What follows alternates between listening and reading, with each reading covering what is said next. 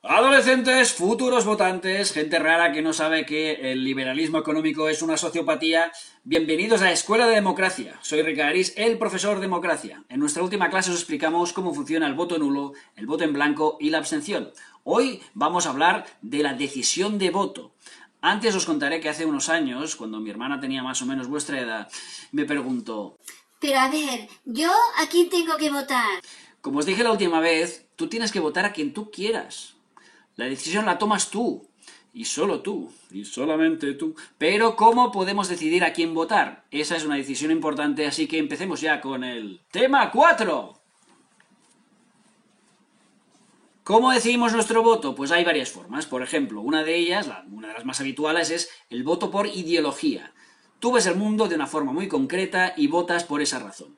Ya sea por una ideología que tú eres más de derechas, o más de izquierdas, o más o menos nacionalista identitario de un país o de una región, o económicamente más socialdemócrata, o económicamente más liberal sociópata. En este caso, lo que te importa es qué partido se parece más a tu ideología, y deberías votar aquel que mejor te represente, tenga o no opciones de ganar. Si ninguno te representa, cosa que pasaba mucho hace unos años, digamos antes de 2014, a veces decidías no votar, es decir, ejercías la abstención activa que ya os explicamos en nuestra última clase. O también podías hacer lo que se conoce como votar con la nariz tapada, o votar con una pinza en la nariz, es decir, votar al partido que te parece menos malo o que menos distante de tu ideología, aunque tenga muchas cosas que no te gusten. también puedes votar por fidelidad al partido político. Es decir, hay votantes que llevan 20 o 30 años votando al mismo partido. ¿Por qué se produce eso? Porque cuando eran jóvenes empezaron a votar un partido que sentían que les representaba, pero con los años han ido cambiando tanto el partido como el votante. Hay gente que considera que el cambiar de voto es como decir que lo que votaste anteriormente era un error, pero no es así, porque cada uno votamos en cada elección como consideramos y cambiar de voto es totalmente legítimo. Pero muchos votantes de partido, que llevan eso, décadas y décadas y décadas votando a los mismos consideran que no. Si ahora cambian de voto, piensan: Estaré traicionándoles y traicionándome a mí mismo y traicionando a mi yo del pasado, así que seguiré votando a los mismos inútiles de siempre.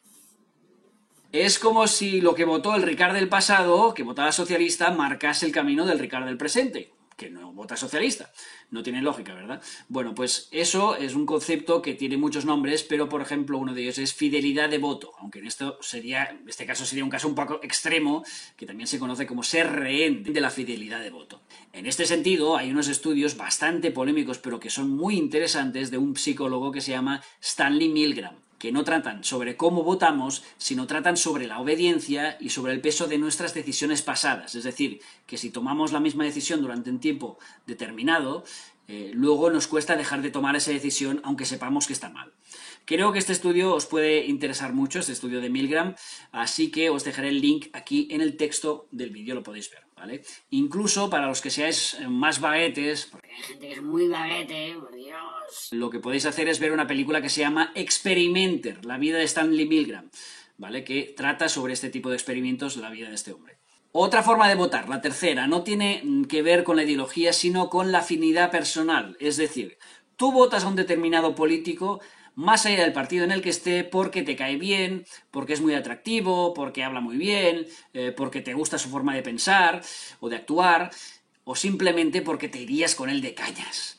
Es un voto un poco frívolo, admitámoslo, pero la verdad es que en cualquier caso es un voto válido.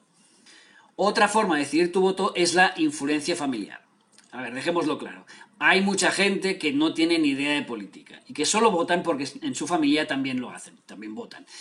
Y entonces lo que hacen es votar lo mismo que vota su padre, que vota su madre, que vota su abuela, que vota su pareja, es decir, votan una figura de autoridad o de prestigio. ¿Por qué lo hacen? Es un poco el voto del rebaño, el voto seguidista, ya sea porque le importa muy poco quien gane o porque quiere hacer feliz a la persona que le influencia. Por ejemplo, si en una familia tradicionalmente siempre han sido todos de un partido político, es probable que los hijos de esa familia sigan votando al mismo partido, aunque no tendría por qué ser así, y de hecho, en muchos casos, no ocurre. Otro tipo de voto es el interés personal. Por el interés te quiero, Andrés. Es decir, por ejemplo, tú eres propietario de varias casas o apartamentos, edificios de oficinas, ya hay un partido político que te promete que acabará con los impuestos de sucesiones y los impuestos relacionados con las viviendas, que son súper malísimos. En este caso, es natural que decidas votar por ese partido porque te interesa económicamente lo que te propone. O si tú, por ejemplo, eres funcionario de la administración pública y hay un partido que siempre que está en el poder le suele dar más dinero a los trabajadores del Estado, entonces te sentirás más inclinado a votarles. O si conseguiste el trabajo gracias a un partido político, es lógico que te sientas inclinado a votarles. Es que serías tonto si lo hicieras. Resumiendo, les votas porque te interesa que estén o lleguen al poder. Es decir, te interesa... Por la pasta, la pasta. En ocasiones votamos por sentimientos irracionales, como el despecho, la decepción o el miedo. Es decir, Voté a un partido y han hecho todo lo contrario de lo que prometieron. Así que ahora no los votan. eso es un voto de despecho. Por ejemplo, votaste a un candidato y piensas luego después de votarle Pues no es como yo creía, porque dijo una cosa y ahora está haciendo otra. y dejas de votarle por esa razón. Eso es voto de decepción. O incluso, si tienes miedo a que consiga más poder un partido que no te gusta nada, para castigarles, votas a otros. De ahí la famosa campaña del PSC, si no los votas, ¡Ellos vuelven! refiriéndose al Partido Popular. Ese es un ejemplo clarísimo de voto de miedo. Es un voto de motivación de tu propio electorado para que no se abstengan o voten a otros partidos.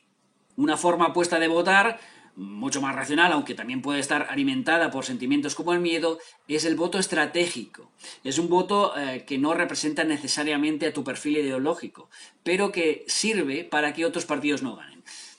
El ejemplo más claro es el famoso voto útil, que significa que un partido te pide el voto apelando a que ese partido sí conseguirá el poder. Es decir, un partido te dice: Sí, hay otro partido que se parece más a ti, pero soy yo quien conseguirá el poder. Y podré hacer unas reformas que tú quieres o parecidas, más o menos. Bueno, tú vótame porque el partido que a ti te gusta seguro que no consigue el poder.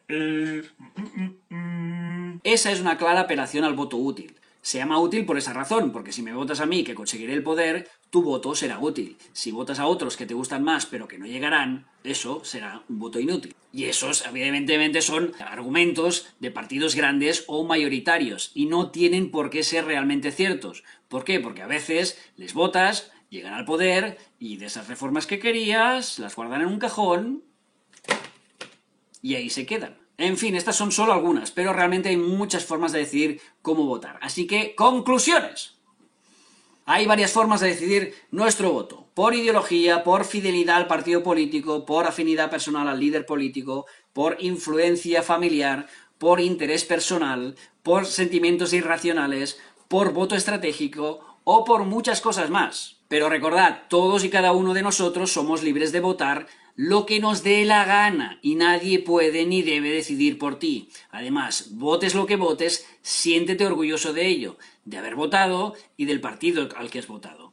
Y si en algún momento crees que lo que votaste estuvo mal, ya sea dentro de 2 semanas, 2 meses, o dentro de 2 años, o dentro incluso de 20 años, no pasa nada por cambiar de voto.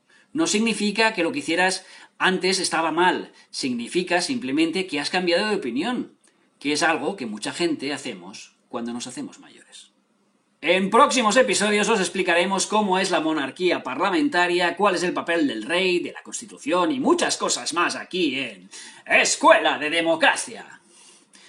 Hasta aquí la clase de hoy. Recordad que algunas cosas que digo son opiniones personales basadas en mis 20 años de experiencia como periodista y escritor de 2 libros y en mi experiencia como director y creador y presentador de La Plaza en Llamas, que aquí está abajo, aquí está el link, lo encontráis aquí abajo.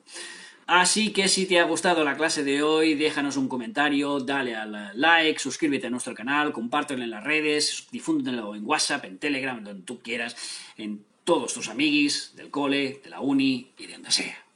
¡Ah, pasiao!